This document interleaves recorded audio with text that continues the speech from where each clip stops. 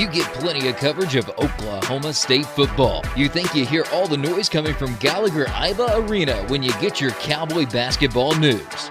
But you don't. You just don't get it, weird. You don't. And there's a couple of Jordans here to fix just that. This is the Cowgirl Coverage Podcast. This could be a podcast. Anyone with a computer can make one. Here are your hosts, Jordan Keene and Jordan Bishop. Welcome into the Cowgirl Coverage Podcast, your Play Sports Podcast Network. Jordan King, Jordan Bishop with you as usual. This is the 25th episode, I do believe. May not have a guest for this episode, but that is not the important task that needed to get done. This episode had to finally get us caught back up. We took the 2 weeks off, vacations and Fayetteville and OKC and all the things that go with that. So we had to get caught up because we still haven't talked about the Cowgirl softball team and their run to the Women's College World Series. So we'll talk about that. And then we're already into the next season, Jordan, because we have a transfer coming in. We have a top 10 recruiting class coming in to talk about. And then we have a coach coming in to talk about in John Bargfeldt. So I'm sure everyone, by the time they listen to this, will have heard that news. But really exciting stuff going on, and just tells you kind of how far behind we are on the podcast. So glad to get caught up this week. Yeah, I was talking to Coach Gajewski yesterday.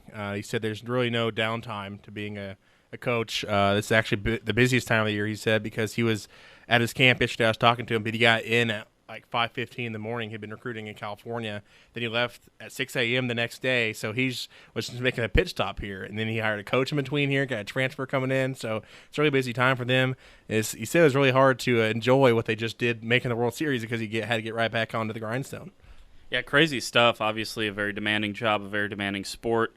Hey, who knows? Maybe out in California, maybe getting a Sydney Romero type out there. Right, she was from San Diego or somewhere around there. Yeah, and so is Raquel Dominguez is from there, so they already have a pipeline into California. So there you go. I mean, hopefully we're hearing some good news coming from that. Obviously, we mentioned the top 10 recruiting class, ranked 8th in the country. Got 6 players, I think, in that class, somewhere around there, some 6-7 players, but top 10 recruiting class, and then obviously getting a transfer from Virginia, and I guess that's where we can start. Obviously, the big storyline is always going to be adding one of the best pitching coaches in the country. But the first bit of news that we got, and this kind of broke right after the Women's College World Series, kind of the disappointment, but also the hey. This ain't over yet. Gajewski's still here. He's still building a powerhouse there between Duck and McElroy, and that's certainly the case.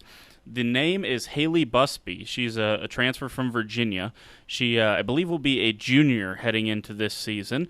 Right-handed hitter, probably going to fill in the Maddie Sue Montgomery role. I think I had read somewhere she had played just about every spot in the infield, but just trying not to change a whole heck of a lot. Kind of, be interesting to see how it goes with Springfield, if she slots in at first, if she's the DP. How all that works out is obviously going to be kind of interesting heading into next year, but the only open spot at the moment in the infield is second base that projects to be where she slots in. Yeah, because looking at it, obviously that left side, that's third base and shortstop, those are locked in. Pennington and crap, what's her name? The shortstop. Kylie Naomi. Yeah. Riley with a K. So anyway, it's been a while. I was just out there yesterday. I don't know why I just immediately forgot that. But. Hey man, you got to either hit bombs or sit with moms. I guess so. But I think that's a perfect spot for her. We've seen her numbers. She had 11 home runs. Busby did. 17 doubles, 2 triples. So obviously she has good at getting extra base hits. She was actually out there yesterday at the camps. So it'd be interesting how that right side of the infield looks. We know how the left side looks. But first base is kind of a conundrum. Obviously, Michelle Richburg has experience there. She played there when Samantha Shaw was pitching. But you also have Cindy Springfield, who she had some shoulder problems. She was wearing a sling yesterday. I think she had off-season surgery. She was dealing with that a little bit during the season. So she might be your designated player. I don't know, but it's not my decision to make up. But I think it's really good that you lose Madison Montgomery, but you actually have somebody with maybe better, I haven't seen her field, but maybe better hitting production in terms of extra base hits than Maddie Sue did. Yeah, well, and when you talk about someone in Maddie Sue who we know her RBI prowess, we know her doubles prowess. She leaves leads the programs with the most doubles, I do believe. So, obviously she set a lot of offensive records, and that just happens to be one of them. But just about half of Busby's hits coming extra base hits, that's just, it's someone that is instant scoring position and instantly in a position to kind of get some runs on the board and get some offensive support for whoever ends up being kind of the pitching staff coming up this next year, which is something we'll get into when we start talking about the coaching hire. But Busby's obviously someone that I think is really brings a lot to the table with this team, and struck out just 13 times in 170 at-bats. That was the number I was looking for there. 13 times in 170 at-bats. This was a team sometimes struck out. Shao was prone to the strikeout. Maddie Sue struck out a few times. It was a case that outside of Riley Bayless, and even down the stretch, she was struggling with that as well. But during the season, outside of Bayless and maybe Chelsea Alexander to a certain extent, you had some strikeout problems with this team, and hopefully she's someone that can come in, at least make contact. Coach Kenny always talks about making the other team play catch. That's something that she's going to do. Yeah, and Busby came in right at the right time because it was an hour or two right after OSU's season-ending loss to Washington. And Taryn Alvelo had an incredible game, 16 strikeouts. She was throwing the high 70s. And it just kind of showcased a little bit of where the Cowgirls' kind of ceiling was. They gotten better against good arms and could hit off some elite arms. They showed that against Kelly Barnhill, against Megan King. But when it got to the stretch, G. Juarez, Taryn Alvelo, when they were at their best, the Cowgirls just couldn't compete. And Busby, maybe she plays in the ACC. Also, she sees Megan King. She sees those type of talents. Maybe she has a better eye and can help in that problem. And also bringing in a pitching coach, and John Bargfeldt, who, even though he's going to be primarily working with the pitchers and helping them out, can help the hitters and saying, here's what these pitchers are going to throw. Here's how you need to swing it is. Here's how you need to approach them. Yeah, no doubt about it, and that's what's so impressive and so important as we move on here. It's just kind of interesting pulling up the top 100 in the recruiting rankings per Softball America. I'm trying to get down to the where we might see a couple Oklahoma States. Let me pull up the top 100 here, and as we do, just talking about Oklahoma State in terms of getting back to where you want to be, because Oklahoma State will be bringing in several players that will be able to help, and I just want to pull up the full 100 here, and then we'll go back and search through for Oklahoma State. But they, this is a team and this is a coaching staff, obviously, that has wanted to brush off the history. And this is a team and a program that will recruit well when that history is dusted off, I think. I think that's certainly the case. And you look at a couple of top 100 recruits they got coming in here. One from Missouri, Macy Kunkonen. Yeah, she is going to be she's listed as a pitcher, but I think more you'll see her as a first baseman, kind of up and grooming. I just don't know. She might be somebody that's kind of like a who she used to pitch here. She was from Owasso. Dang it. I'm just not my best today, Jordan. But she came in here a couple years ago, and she was more of a DP for them. So I think having Kunkonen, she'll come in, be more of an infield need for you, because Richburg is going to be a junior. Springfield already is going to be a senior, so you'll have somebody ready for that first base spot. Yeah, very important about that. Talk about Madison Neighbors, Jordan. What do you know about her? She's from Kellyville, Oklahoma. And then a girl from Southmore, Carly Petty. A couple of in-state recruits that find themselves in the Softball America Top 100. And Oklahoma State should be excited about getting a couple more. Again, just they're not getting necessarily the best recruits in Oklahoma. Certainly one of the best recruits in the country here in Stillwater that they weren't able to lock down in Coach Cottrell's daughter. But talk about these two. I mean, they're still making their way, still inching along as far as in-state recruiting and having some success. Yeah, Carly Petty, somebody that John Lang was really excited about coming in. And I think if you hadn't got Busby coming in here, Petty might have started there at second base. That's how excited they were for her. She was somebody that would be kind of like a Callie Naomi that could start immediately as a freshman there in the infield, and you can feel pretty happy about. I mean, she's obviously going to be competing. It's not Busby's position. You've seen that before with Coach Gajewski. They're going to be competing for those spots. He wants the very best out there. And so she might be getting some time, even coming in there as a pinch hitter probably. But I think she is kind of be one of the big stars of this recruiting class, and she's ranked near the last of the top 100 that they got. But she's going to be somebody you can rely on a lot. And Neighbors comes in there in a position that's going to be in need next couple of years. I mean, got Dominguez, she's going to be a junior. Mackenzie Thompson is going to be a senior. Taylor Tuck, she might be somebody, I talked to her yesterday, that could be playing catcher that might be up there, but Neighbors as a clear catcher, because Taylor Tuck played a lot in college. Or in high school, she played a lot of different spots. She's working a lot at catcher this past year, but she could be somebody that slides in at that first base spot if Kunkonen might go over to be a pitcher. It just all is kind of for Taylor Tuck, it's just kind of where she wants to slide into, even the outfield. But Neighbors being a pure catcher, she's someone you can groom to be behind the plate whenever Dominguez and Thomas are gone. Yeah, it's exciting times as far as Oklahoma State and everything that goes along with that. So fun time to be part of this program, be covering this program, certainly for our sake. Coach Bargfeldt, Jordan, you've seen it. You've seen the worst of the worst as far as Bargfeldt and what he's done to this program at times, talking about Oklahoma State. Seeing him in Orange could be a little weird next year. I mean, yes, you'll have plenty of time between now and you'll get to see the fall season where you kind of get a glimpse of it and all that goes with that. But the first game that's at home, spring of next year, and he's the pitching coach. It's going to be weird for me, Jordan. I'm not going to lie to you, man.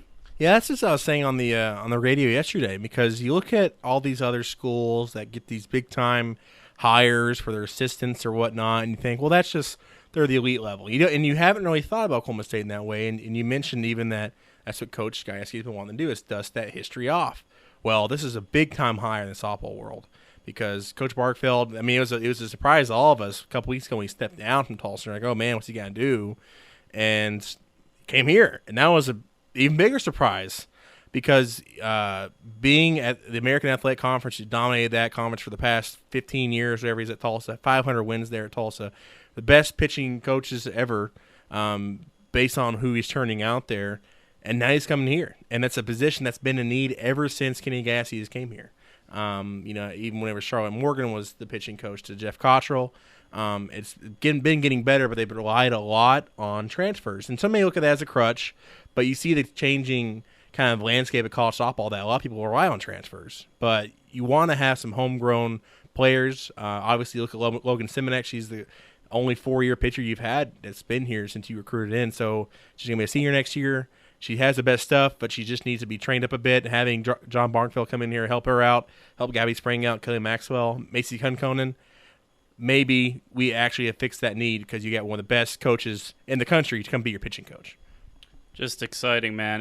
What do you think this does for Coach Cottrell and moving over to hitting coach? And obviously, Kenny said in some interviews earlier this week that it was a really tough decision. He didn't want to move Stacy out of a coaching role, but it's just a tough decision when you got a talent and a coach the caliber of Bargfeldt that wants to join the program. It's tough when you got to make those tough decisions, and he got a little bit emotional about it and moving Stacy and stuff like that, and it was a tough decision. But just talk about what you think the shakeup does for the rest of this coaching staff. Yeah, I mean, Stacy's been here since the beginning. She came here with him from Florida. I know Jeff was here. He came down from Wichita State, but having been at Florida with her, it's really tough for him. And having her around is going to help a lot, especially if she's going to be more into a recruiting role, and that's something that's a need for you. But I think it's good that she's staying on, and that's the whole thing is coaches build. I know he talked about he doesn't really like the use of the word family because it's kind of overblown, but it is a really family atmosphere, and he doesn't want people to leave. And I talked to him a bit about that yesterday, because each year at camp I've seen more and more people stay. Taylor Lynch is out there. Riley Bayless is out there. More and more people want to hang around here. I think that's good to keeping her on, because you keep that and you don't really have any type of, drama going on. Just move Jeff over, have her move to administration role, and just keep everybody around. And I think it's going to work out great. Obviously, we'll see what happens with the volunteer role. I saw Cody out there. It's a hard role to keep hold on, because it's a volunteer role.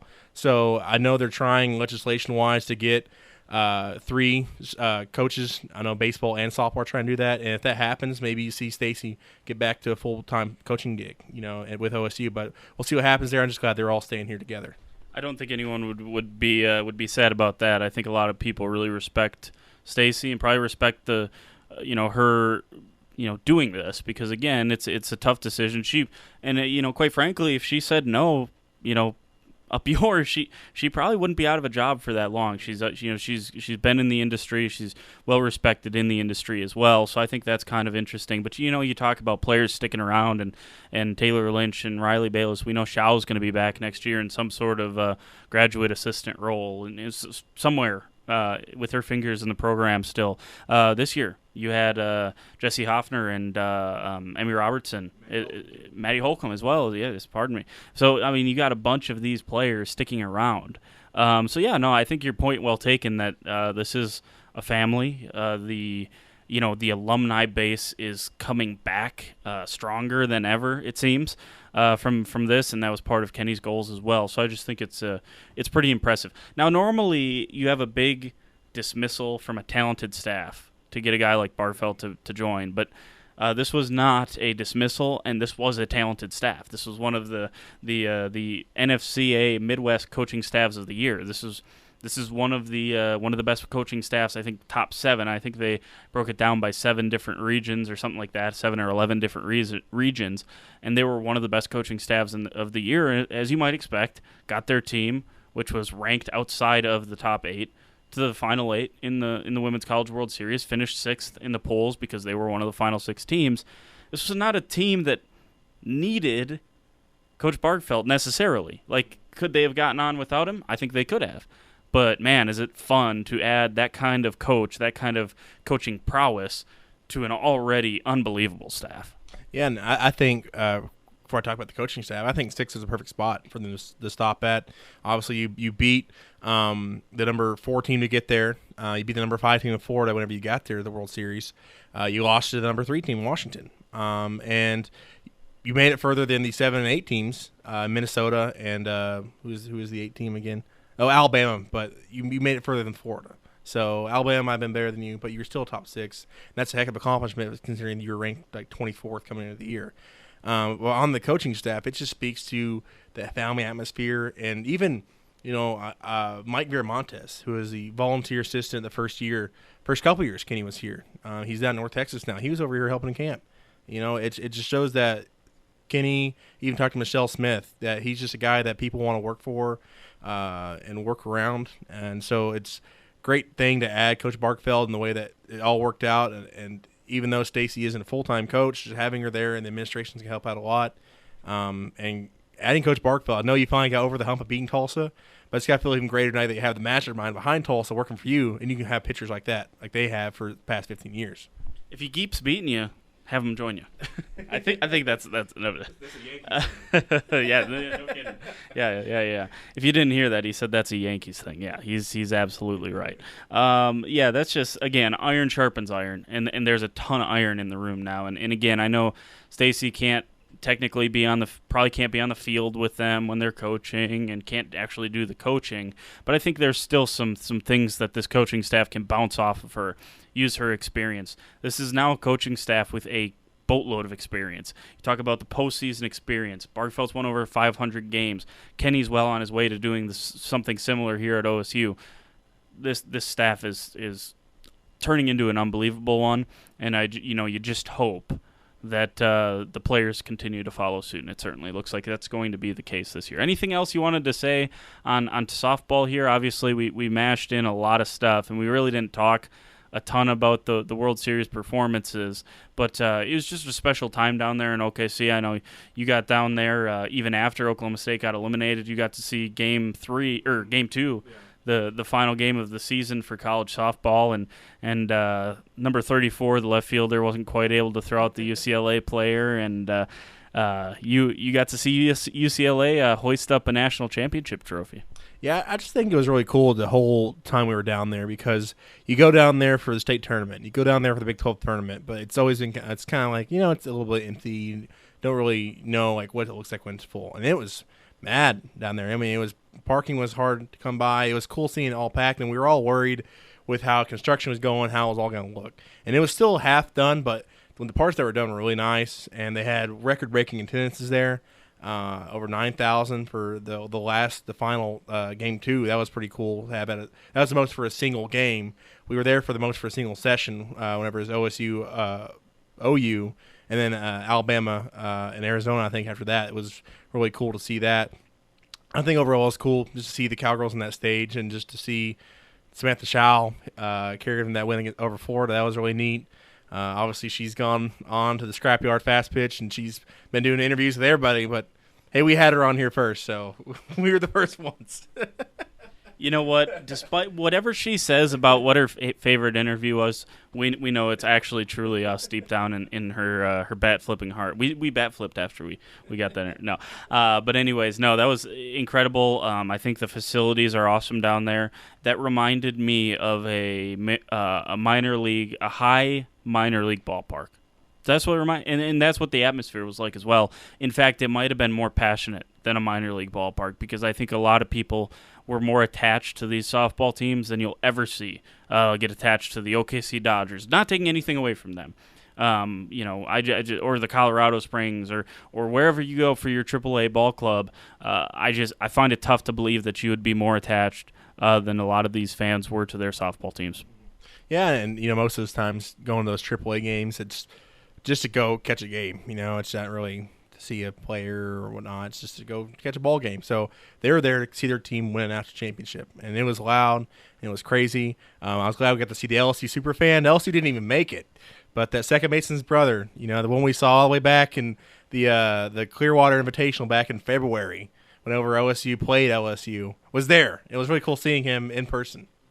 Yeah, I'm really disappointed we didn't get him on the podcast. No, he would have joined if we would have went down there and asked him. He absolutely would have joined us. He's a heck of a guy, and I'm sure he probably felt like his LSU Tigers had a chance. They probably thought they had a real chance to get there, so he bought his ticket early. Can't blame the guy for trusting his team, but he had a woeful record of down there at the College World Series. I mean, it seemed like every team he started supporting lost, including Oklahoma State a couple times. So, unfortunately, didn't see a lot of teams that he wanted to win. But there you go. I mean, whatever. Seeing fans that passionate about softball is, I think, just validating to us, to the whole sport. To everyone that covers it and stuff like that. Seeing that is crazy because, you see a lot of that. You see that just about every school has one of those for basketball. Yeah. You see those in football. People running around with their shirts off with their chest painted. He was that. I know he wasn't doing that, but, that's the equivalent of what this guy is. He's the ultimate hype man, super fan, whatever you want to call him, for LSU and for, in my opinion, the sport of softball. Yeah. And that's he was like Marlins man. Yeah, and that's what it's so great about Cowgirl Stadium. You get to see the social, the Outlaws, all of them come in there, and it's really just cool to have that because you're in college, have the college atmosphere. That's what's so great. That's what people watch it for. They want to see the college atmosphere and see that, and it was great just to see that on the biggest stage you can have at the World Series. Let's move on here, Jordan. Great talk there about softball. We'll continue to talk softball. I'm sure we'll have softball players on, administrators, all that good stuff throughout the summer here because a lot of them stick around here. So should be fun to watch all of that unfold throughout the summer, and we'll continue to talk about it and all the memories, and those won't soon be forgotten for me. I know I can tell you that much. So move over here to women's golf. Kent State, Jordan. Tell me what you know about Kent State. I mean, is this where you expected Holder to go? Don't get me wrong, but by the way, we're talking about Greg Robertson, the new head coach for the Cowgirl golf team. This is kind of an interesting one, Jordan, because if coaches in women's golf got the coverage that men's basketball coaches got, we know some mid-major coaches of really good mid-major teams in basketball. That's not the case in women's golf. If we knew that, that Greg Robertson was an alumni, took Kent State to the national championships several times, played in match play at the national championships a couple times, won regionals, we would have said, oh, this is exactly who Holder's going at. We don't have that information unless you're a really deep women's college golf fan. So this hire makes a ton of sense, but Kent State? I mean, it was just like, Kent State, really? Yeah, I mean, Kent State, I know that they're the Golden Flashes, and that's about it. I mean, I used to have, like, teams, like, be a coach of them on the football teams on, like, NCAA football. That's about it. But I remember seeing them, at the because we covered women's golf tournament last year at Carson Creek when Arizona won. So I remember seeing them out there, like, on the greens. But I never knew that Greg Robertson was an OSU alumni and played with Alan Brandt on that 95 championship team. So it does make a lot of sense when you think about it, but if you don't know about it, it just kind of can seem out of left field. But you look at the record, you look at what they've done, and winning the MAC all those years, just dominating the MAC. It's kind of like you mentioned a mid-major. It's kind of like in the NBA whenever they hired Brad Stevens, Butler. Like, oh, well, he's really good. This guy is basically the Brad Stevens of mid-major women's golf. Yeah, this is. I mean, it is just. And again, you talk about some of the great things that he's accomplished. Sometime this summer, Coach Robertson's going to be around here. I know he's already moved in and got his office already, but hopefully we'll have a press conference and we can get him on here sometime soon just to see what his thoughts are. I apologize to everyone. In the middle of that, it turned out that they decided to play a video on NCAA.com. So I'm sure you just got blasted in the ears by some NCAA.com video, and we will. You might not have heard that because I'll probably edit it out. But that is frustrating to me. I pulled it over and I was like, why are the levels high all of a sudden? And then I realized they were playing something there. So anyways, that was I'm trying to pull up because I believe they were in match play at. Is that correct? Were they in match play at Carson Creek a couple years ago? I believe so. I mean, I remember Arizona and Alabama were the final. But I believe Kent State was there for the quarterfinals. Yeah, so again, you're talking about a team, and by the way, he did it. He coached there for 6 years. He was successful each and every year. And Jordan, I think the big thing that I take away from this is, normally you bring in a coach and it's the waiting period, and it's bringing in Gajewski. And yes, Gajewski's talented. How long is it going to take for him to get to the World Series? I mean, this is probably a 6-7 year process, right? Well, Gajewski moved it up. He did it in 4 years. I don't think that's the case with Robertson. I think he's a guy who can win right now. I think he's a guy who can make a national championship with this team next year. And I don't want to put undue pressure on him, but here's the matter of the fact. He's coaching across the hall from Alan Bratton. And the other team is going to make national championship runs, going to win some national championships in the next probably handful of years. And that's kind of what he's tasked to do. And talking about Robertson is win, and win early. And that's just the nature of the beast taking this job. I think he knows that. I know he knows that because he's been part of the men's program. And now he's just on the women's side trying to do the same thing for that program and really reach some heights that maybe it hasn't been over the past decade or so. And I'm really looking forward to that because, again, you got two freshmen that nearly qualified as individuals to go to the Blessings at the national championships as individuals this year. You have several top 30 or top 40/50 amateur recruits coming in this year in the world. And then you add that to a team that's losing one player that was not even a starter in your starting five. Man, this has got to be mouth-watering for Greg Robertson. Like, you could go into much worse situations than he's coming into out at Carson Creek.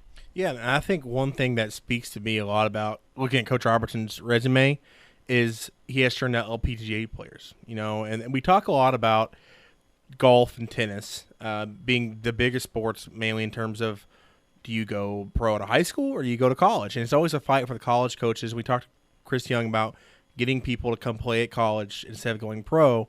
And he's had, even she was only here for a year, Alena Bosova, playing the French Open. That's going to be a big boon for his program and saying, hey, come here and you might be playing in the French Open one day.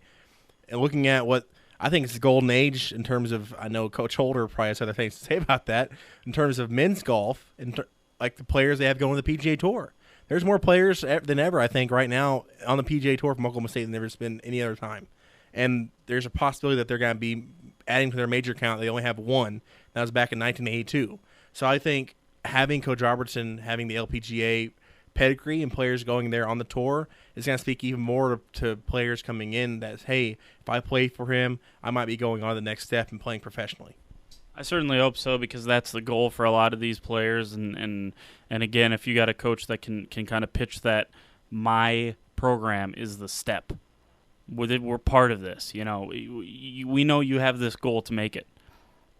We can do that.